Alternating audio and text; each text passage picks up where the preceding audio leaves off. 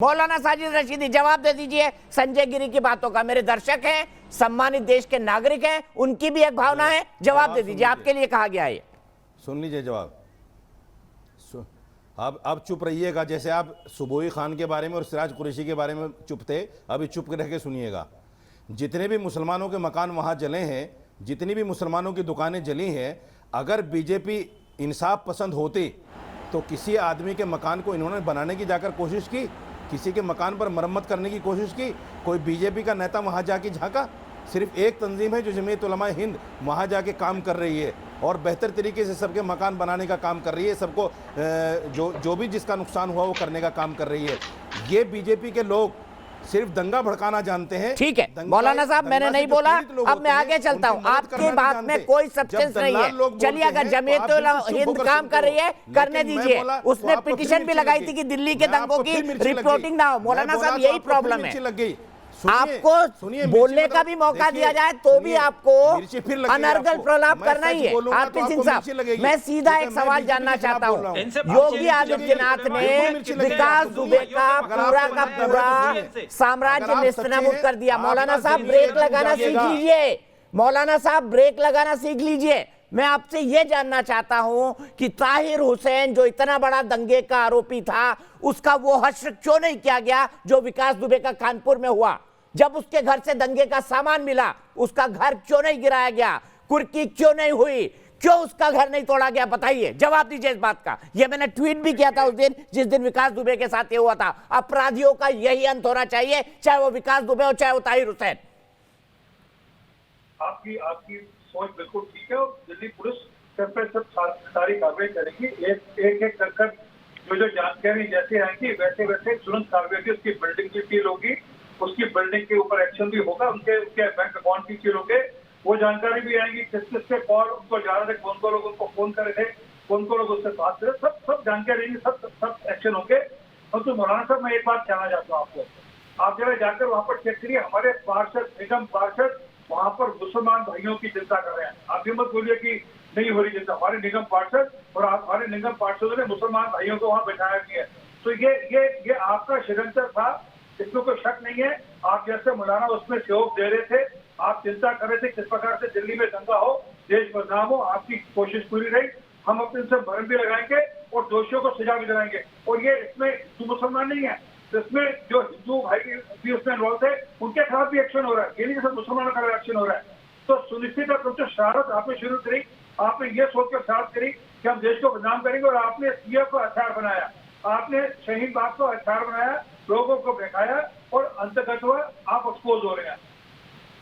मेरे साथ आरएसएस सिंह साहब जुड़ गए हैं। शोएब जमई, मुझे सिर्फ एक बात का जवाब दीजिए, मुझे सिर्फ एक बात का जवाब दीजिए। चलिए, सब इनोसेंट है, आपका मिरान हैदर जामिया कोऑर्डिनेशन कमेटी वाला वो भी इनोसेंट है, शफूरा जरगर भी इनोसेंट है, आप बोले तो ताहिर हुसैन भी इनोसेंट है, जो राजधानी स्कूल का मालिक है वो भी इनोसेंट है, सब इनोसेंट है। सबूत क्यों मिल रहे हैं उनके खिलाफ? बताइए, जवाब दीजिए इस बात का, क्यों सबूत मिल रहे हैं?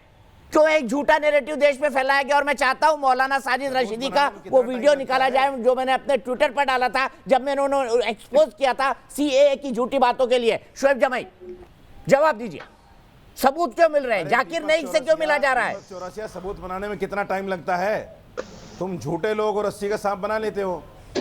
दीपक जी, मैं मौलाना साहब सवाल आपके लिए नहीं था, फिर आप एक्सपोज हो गए, कोई बात नहीं। दीपक जी जवाब दीजिए, सुबह मैं इसके बाद तुरंत आपके पास आऊंगा।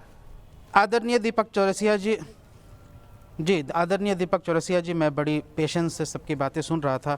मैं इस बात का जवाब ये देना चाहूँगा कि इस देश में कोर्ट व्यवस्था है, ट्रायल व्यवस्था है, ट्रायल होना चाहिए और मुझे यकीन है कि कोर्ट जो है वो इंसाफ करेगा। लेकिन अभी सुबोई खान जी जो हैं एक बात कह रही थी कि आवेश में आकर के कोई जुल्म करना या प्लानिंग करके करना, ये दो अलग अलग चीज़ें। सही बात है, लेकिन मुझे बताइए कि दिल्ली पुलिस की चार्जशीट में ही ये कहा गया कि 25 फरवरी को व्हाट्सएप, एक हिंदू कट्टर ग्रुप के नाम से एक व्हाट्सएप ग्रुप बनाया बनाया गया, 125 लोग जुड़े और पूरी प्लानिंग कर रहे थे कि कैसे मुल्लों को मारना है, कैसे रेप करना है, कैसे जलाना। और उसके बाद 26 तारीख को हाशिम अली और आमिर अली इनको मारा गया और ऐसे ही निर्मम हत्या की गई जैसे अंकित शर्मा की गई। चाकुओं से गोदा गया, नंगे करके उसको ड्रेन में जाकर के फेंक दिया गया। कभी आपने उन लोगों का नाम लिया जिन्होंने इसी तरीके से निर्मम हत्या की है?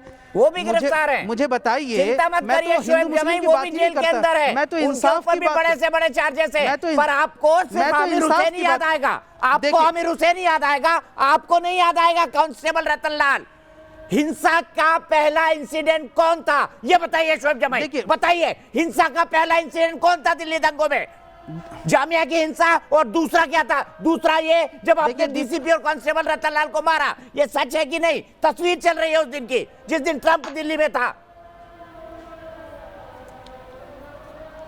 देखिए दीपक चौरसिया जी, मैं एक राजनीतिक व्यक्ति हूं। जितना मुझे हिंदू भाइयों से प्रेम है उतना ही मुस्लिम भाइयों से प्रेम है, और मैं कभी भी किसी के धर्म के खिलाफ या मजहब के खिलाफ कभी भी नहीं कहता। हाँ, बीजेपी और आरएसएस के खिलाफ मेरा मतभेद है, मेरी विचारधाराओं का टकरार है। मैं अंकित शर्मा जी के घर गया, मैं उनकी माता जी से मिलकर के वादा करके आया कि मैं उनके लिए इंसाफ की आवाज़ उठाऊंगा, और हमने लगातार मीडिया चैनल पर अंकित शर्मा के इंसाफ के लिए आवाज़ उठाई। एहसान कर दिया, पहले मार दिया, अब इंसाफ की बात कर रहे हैं। एहसान कर दिया, दंगों के लिए जब हम गए थे, एहसान कर दिया आपने, अंकित शर्मा को इंसाफ दिलाया। मुझे बताइए, पहले आदमी को मारो, फिर इंसाफ दिलाने की लड़ाई लड़ो। सिबोई जी सिर्फ इतना जवाब दे पहले दीजिए, इंसान को मारो फिर इंसाफ दिलाने की लड़ाई लड़ो। वो व्हाट्सएप ग्रुप चला करके वो सुनिए, अरे वो तो 25 तारीख को आप खुद बोल रहे हैं। आपने तो शाहीन बाग से शुरू कर दिया था मारना पीटना, आपने तो जामिया से शुरू कर दिया था बसें जलाना। बताइए, जवाब दीजिए। वो भी गलत है, वो भी गलत है, उनको भी फांसी होनी चाहिए जिसने किसी की भी हत्या की है। 24 तारीख से प्लान करके 25 तारीख को बनाया गया और 26 तारीख को एग्जीक्यूट किया गया।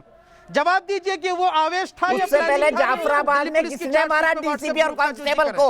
शोएब जमाई आपके पास तथ्य नहीं होते हैं ना, तो यही रिकॉर्ड बजाते हैं आप। शुभई खान जी सर, उसके दीपक जी, सर उसके बारे में हम कितनी बार चर्चा कर चुके हैं, उसकी कंडेम कर चुके हैं, लेकिन आज जो मैं सवाल पूछ रहा हूँ उसका जवाब तो ले लीजिए। अब देखिए, इनको सिर्फ सवाल पूछना है, इनको जवाब नहीं लेना।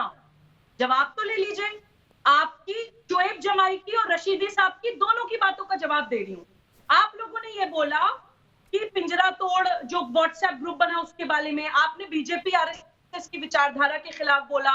रशीदी साहब ने बोला कि दिल्ली दंगों में सबसे ज्यादा मुसलमान ही मरे हैं। तो रशीदी साहब, आपको मैं एक बात बता दूं, जैशे मोहम्मद, लश्कर तौयबा, आइसिस, अलकायदा, इनके आतंकवाद से सबसे ज्यादा पूरी दुनिया में मुसलमान ही मर रहे हैं। सच्चे मुसलमान का सबसे बड़ा दुश्मन ही कट्टरवादी और आतंकवादी ढोंगी मुसलमान है। कोई नहीं, आप जवाब नहीं दे रही। तोड़ या दिल्ली दंगों में यहाँ से दिल्ली दंगों में जो कंप्लेंट हुए हैं वो बीजेपी के एमएलए के ऊपर भी हुए हैं। दीपक जी, बीजेपी के पूर्व एमएलए बोलिए कि मेरी बात पूरी होने दें, उसके बाद बोलिए। नहीं, इनके बात बोल दीजिएगा। दिल्ली दंगों पे जवाब दीजिए। इधर उधर बात बोल रहे थे। शोएब जमाई आपको रुकना पड़ेगा, मैं आपको मौका दूंगा। दिल्ली दंगों पर जवाब दीजिए कि वो व्हाट्सएप ग्रुप प्लानिंग थी या नहीं? अरे भाई, सीधा सवाल है, वो व्हाट्सएप ग्रुप प्लानिंग थी या नहीं? हाँ या ना? और ये अपनी भूमिका बजाते हैं। कुछ दल्लाल लोगों को बिठा लेते हो और ये अपनी अपनी भाषा बोलते हैं। कुछ दल्लाल लोगों को बिठा लेते हो और ये अपनी भाषा बोलते हैं। साजिद मौलाना साहब, आप मौलाना हैं, आपको बार बार टोकना अच्छा नहीं लगता। मुझे ऑडियो डाउन करना पड़ेगा, हम स्काइप पे जुड़े हुए हैं। सुबह आप कंप्लीट करिए प्लीज, मैं मौलाना साहब के बाद फिर चला जाऊंगा। जी, एक तर्क दे दो मौलाना साहब, एक तर्क दे दो कि आपने नहीं कराए दंगे। सुबह दीपक जी, इन तथाकथित सच्चे मुसलमानों से मैं ये सवाल पूछना चाहती हूँ कि जब प्रॉफिट मोहम्मद सल्लल्लाहु अलैहि वसल्लम की वफात के बाद आपने उनकी नस्लों को चुन चुन के मारा था, जब नाराए तकबीर नारे लगा लगा के आपने प्रॉफिट की नस्लें खत्म कर दी थी, जब आपने बीबी फातिमा को मारा था, जब आपने हजरत अली को मारा था, आपने उनके दोनों बच्चे इमाम हसन इमाम हुसैन को मारा था, वो सारे मुसलमान थे, वो सारे काजी थे, मौलाना थे, हाजी थे। तब कहाँ गया था आपका ये कॉन्सेप्ट कि मुसलमानों को मारा जा रहा है? आज तो आप बढ़कर के आगे बोल रहे हैं। तब क्या पिंजरा तोड़ व्हाट्सएप ग्रुप था, या तब बीजेपी थी, या तब आरएसएस थी? मुसलमानों को सदियों से, हमेशा से कट्टर मुसलमान ही मारता चला आ रहा है। आज हम दिल्ली दंगों पे बात कर रहे हैं, कभी हम कश्मीर पे बात करते हैं, कभी अफगानिस्तान में काबुल में बच्चे मर जाते हैं, कभी यूरोप में बस बॉम्ब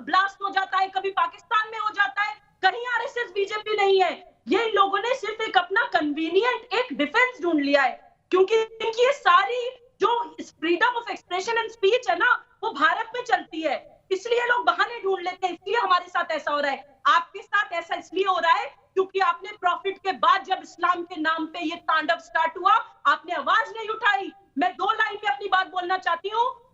ता कयामत जिल्लत मुकर्रर हुई तेरी तकदीर के साथ, कत्ल जब शब्बीर हुए नाराए तकबीर के साथ।